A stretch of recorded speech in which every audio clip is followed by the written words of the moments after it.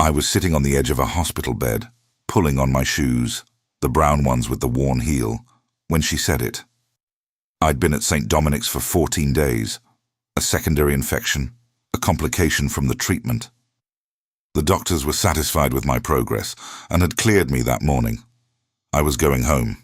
Maggie was helping me with my coat, the grey one with the broken zipper on the left pocket, and she stopped. Just stopped, with the collar of the coat in her hands, and she looked at me the way she looks at me when she has something to say that she's been deciding whether to say.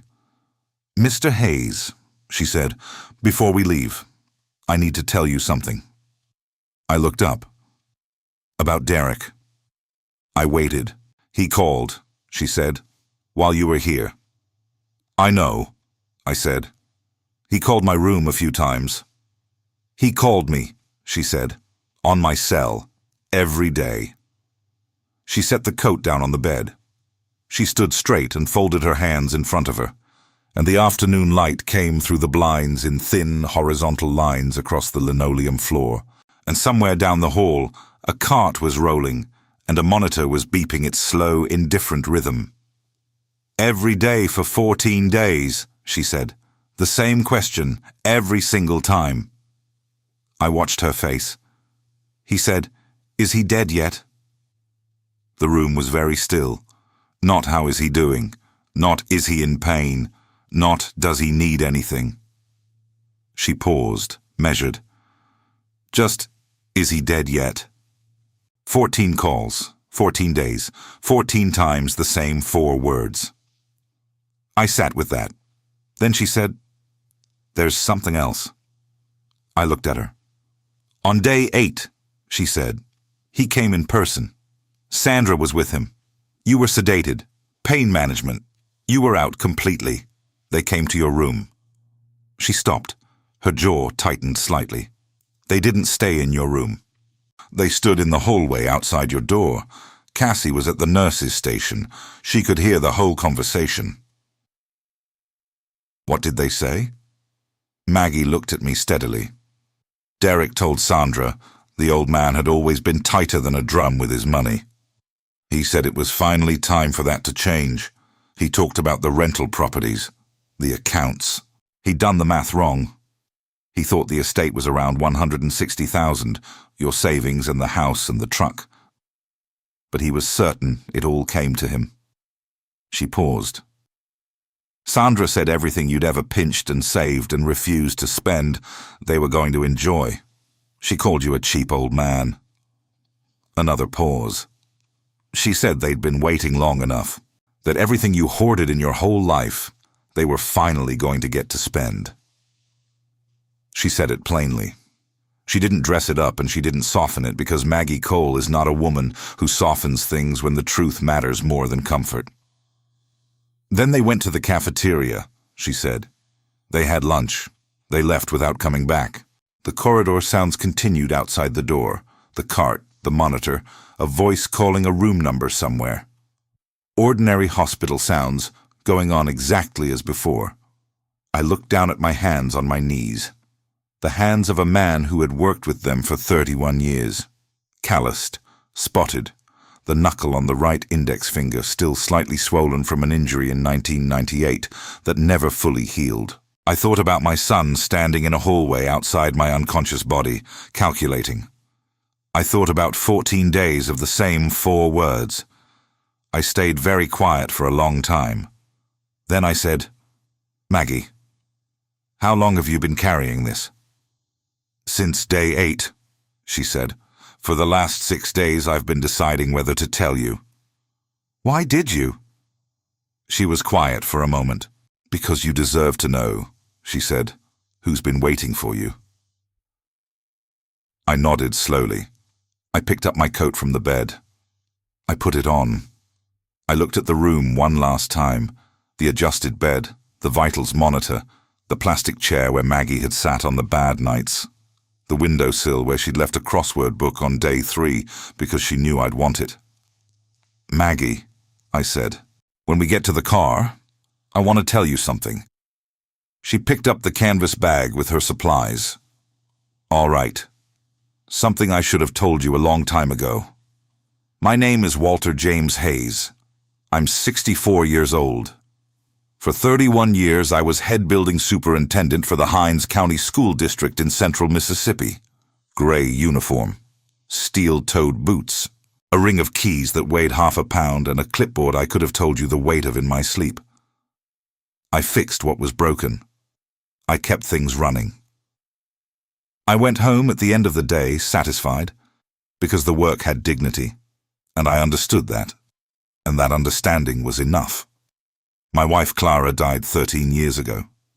She was the best person I have ever known, and I don't say that sentimentally. I say it as a man who has had 13 years to measure it precisely. She was simply better than most people. Kinder. Clearer. She believed nobody should face the hard things alone, and she lived that belief every day, not as a philosophy but as a practice. We had one son, Derek. He grew up in the house I bought in 1987, the one with the porch swing and the 2 oak trees out front, whose roots have been quietly destroying the sidewalk for a decade.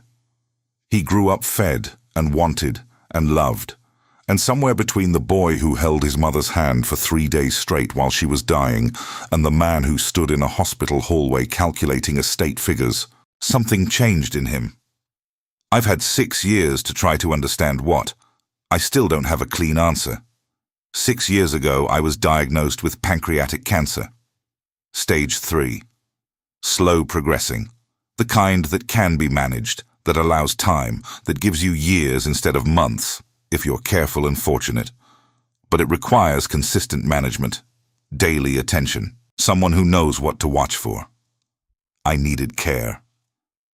Derek lived 40 minutes away. He did not offer. He called once after the diagnosis. He said all the right words. "Dad, we're here. Whatever you need, Sandra and I are here for you."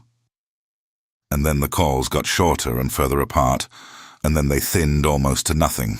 And eventually, what remained was a phone number in my contacts, and a son who existed somewhere at a comfortable distance from the reality of his father's illness.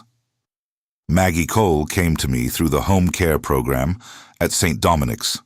My doctor, Patricia Mwangi, a precise, no-nonsense woman who has been managing my case for 6 years and never once told me anything that wasn't true, referred me before I'd finished processing the diagnosis. She said, "You are going to need support, Mr. Hayes. Don't wait until you're desperate to arrange it." So I didn't. Maggie arrived on a Tuesday morning in November 6 years ago. She was 36. She carried a canvas bag with her supplies, and she shook my hand at the front door with a grip that was firm and professional and a look that said she would not waste my time or hers. She came 5 days a week, every week, for 6 years. She managed my medications, 14 prescriptions at the peak. Organized into a weekly tray, she refreshed every Sunday with the focus of someone defusing something.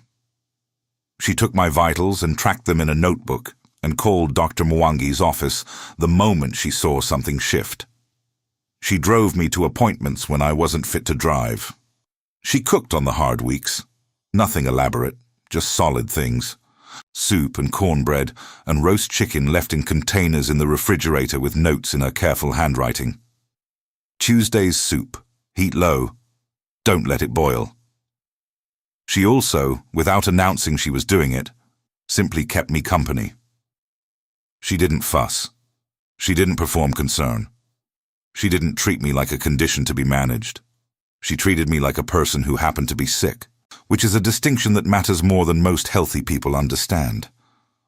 I learned about her life the way you learn about anyone you spend real time with, slowly, in fragments, through what they mention in passing and what they don't. She had 2 children, Marcus, 8 years old when she started coming to my house, and Lily, who was 6. Their father had left when Lily was 18 months old. Not dead, just gone. The kind of gone that means a man looked at the weight of his own life and decided it was more than he wanted to carry and walked away from it without looking back. No support, no contact. Just an absence that had calcified over the years into something Maggie no longer referenced with any particular feeling. It was simply a fact, the baseline of her life. She was doing it alone. She worked my case and 2 others and picked up hospital shifts when her schedule allowed.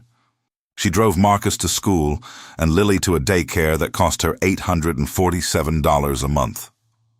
Her mother was 3 hours away in Natchez, aging and needing attention herself, which meant twice a month Maggie made that drive on a Saturday after a full week of work, and came back Sunday evening with a tiredness that lived in her posture rather than her face, because she wouldn't let it reach her face where her children could see it. There was no cushion, no margin for error. If the car needed repairs, she absorbed it. If Marcus needed new shoes or Lily got sick and missed a week of school, she absorbed it. She mentioned these things the way she mentioned weather, factually, as conditions of her life to be navigated, not as complaints. One evening in the 2nd year, gathering her things to leave, it was past 7, she'd stayed late because I'd had a rough afternoon. She mentioned almost in passing that the transmission on the Corolla was failing. Repair estimate was $1,400. She was trying to figure out whether to fix it or put that toward a different car. She said it the way she said everything, practical, just a problem to solve. I watched her walk to that car and drive away, and I sat on my porch in the dark, a long time after the taillights disappeared. I thought about what it means to be that strong for that long, with that little between you and everything going wrong. I thought about all the things that could break, and the fact that she was standing between her children and all of them, every day, alone, without anyone standing between her and anything. I thought about my son, 40 minutes away, who had not called that week. I went inside and I wrote a number on a notepad. I looked at it for a while. Then I called James Burrell. James Burrell had been my estate attorney for 34 years. 67 years old now, slow-moving, precise behind his unhurried manner. With reading glasses, he was always misplacing, and a mind that worked like a clock mechanism you couldn't see. He drafted my first will, helped me structure 33 years of quiet property acquisitions, 11 rental properties across Hinds and Rankin counties, bought one by one at Saturday morning auctions in my work clothes, while men in sport coats ignored the lots nobody else wanted. He'd held my hand legally through Clara's death, and everything that needed updating afterward. He never asked unnecessary questions. That was one of the things I valued most. I called him from my kitchen table that evening and told him I wanted to explore something, not change anything yet, just understand my options. I explained as clearly as I could, my condition, my son's absence. A woman who had been showing up every day for 2 years and showing no signs of stopping. James listened. He asked a few clean, practical questions. Then he said, "Take your time with this, Walter. These decisions should be made slowly." I said, "I've been making it slowly for 2 years. I just needed to say it out loud to someone who could help me think it through properly." A pause. Then, "All right, let's think it through properly." Over the next 4 years, I watched. I kept noting what I saw. Marcus growing up, a quiet, serious boy who did his homework at my kitchen table on the evenings Maggie's schedule ran long, and who said yes, sir, and thank you without being prompted, which told me something about his mother. Lily, bolder and louder, who drew pictures at my table with the concentration of someone defusing a bomb, and once handed me a drawing of a house with a man in a rocking chair on the porch, and said, "That's you." I put flowers because everyone's house should have flowers. I keep that drawing on the refrigerator. I watched Maggie over those 4 years the way you watch someone when you have time and nothing to prove. I watched her tired and efficient. I watched her worried about her mother, about Marcus struggling in school for a semester, about a bill she was calculating quietly at my kitchen table while she waited for my afternoon vitals. I watched her laugh, which she did more than you'd expect given everything, a real laugh that came from somewhere genuine and lit her whole face. And I watched her, every day, choose to show up for a sick old man who was not her family and not her problem beyond the professional contract, and do it with a quality of care that went far past what any contract required. By year 4, I had stopped asking myself if I was certain. I was certain. I called James on a morning in early spring and told him I was ready. We met 3 times over 2 weeks. He walked me through everything: the risk of a contest, the importance of documenting my mental competence contemporaneously, the ways the document needed to be airtight. He was thorough the way he always was. He left nothing ambiguous. I signed the new will on a Friday afternoon with 2 witnesses and a notary present in James's conference room on Capitol Street, the grandfather clock ticking through the wall. I felt no hesitation. Not one moment of it.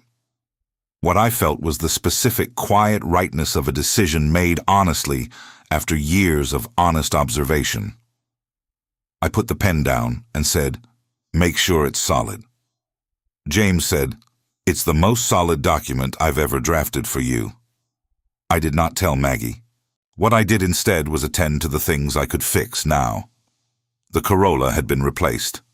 James helped me structure a trust arrangement that allowed me to describe it truthfully as a program vehicle allowance for long-term care cases. She'd been skeptical, but tired enough to accept it. The car was a 2022 Civic, reliable and safe, and I watched her drive away in it the first time and felt something Clara adjacent. Clara would have done exactly this, and sooner. I set up an education fund for Marcus and Lily, described to Maggie through the same arrangement as a caregiver family program the agency offered, enough to get them through college without her breaking herself to fund it. She thanked the agency. She thanked the program. She had no idea she was thanking me. That was fine. I didn't need her to know.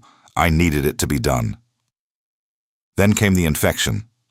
A secondary complication from treatment, nothing connected to the cancer directly, but serious enough to put me in St. Dominic's for 14 days.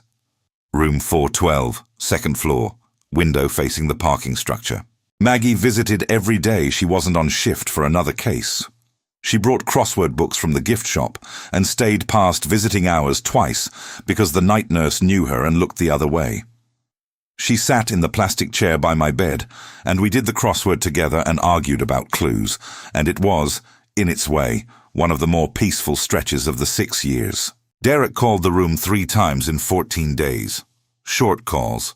He asked how I was doing. I said I was improving. He said, "Good. Okay. Let me know if you need anything." Each call lasted less than 4 minutes. He was also, it turned out, calling Maggie every day, with the same 4 words. We were in the parking lot of St. Dominic's, Maggie's Civic, Pine air freshener, rosary on the gear shift. She'd pulled out of the loading area and stopped at the first open spot and turned off the engine. "You said you wanted to tell me something," she said.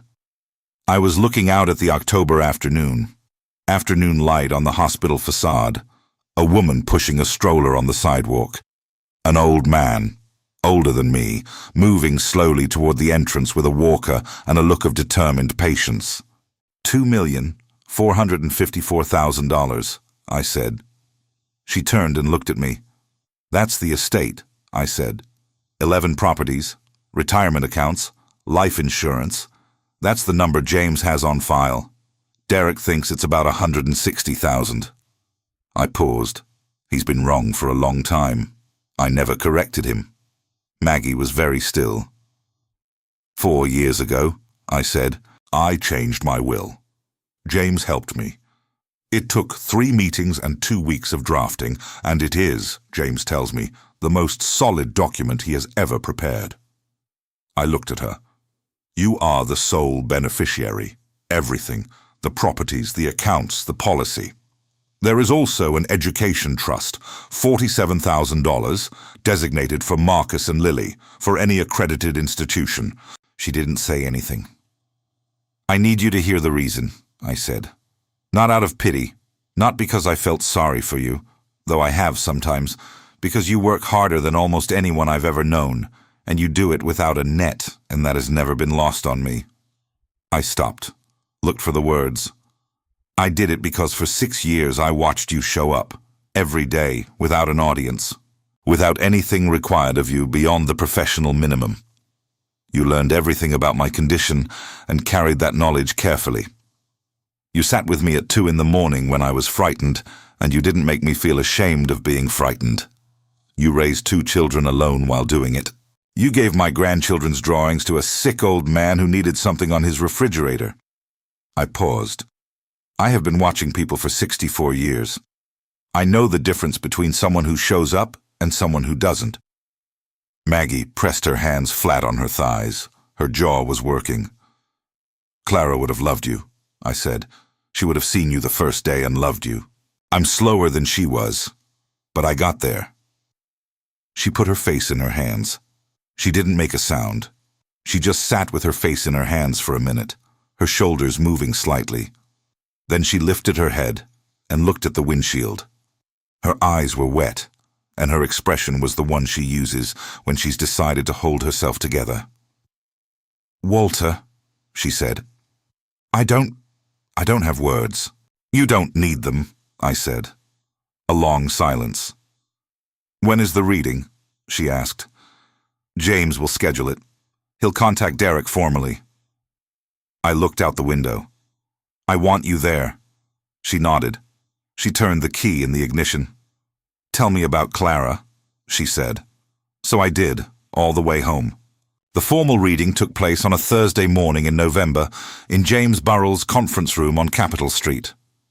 The mahogany table could seat 12. The window at the far end looked out over the Jackson skyline under a pewter-grey sky that held rain without releasing it.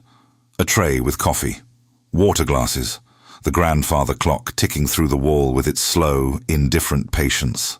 Derek and Sandra sat on one side of the table. Sandra had dressed carefully. Derek had not shaved. He looked like a man who hadn't been sleeping, which I suspected was accurate. James's certified letter had informed them of a new will, without naming the beneficiary, and Derek had called James's office 9 times in the 11 days since receiving it. Maggie sat across from them in her navy cardigan, her reading glasses in her hand. She looked uncertain and composed in the way she always looks when something is bigger than she expected, but she's decided to be steady anyway. James read the document clearly, without inflection, the way he'd done it for 34 years. He read Maggie's name for the house. He read her name for each of the 11 properties. He read her name for the retirement accounts. He read her name for the life insurance policy. He read the education trust for Marcus and Lily Cole.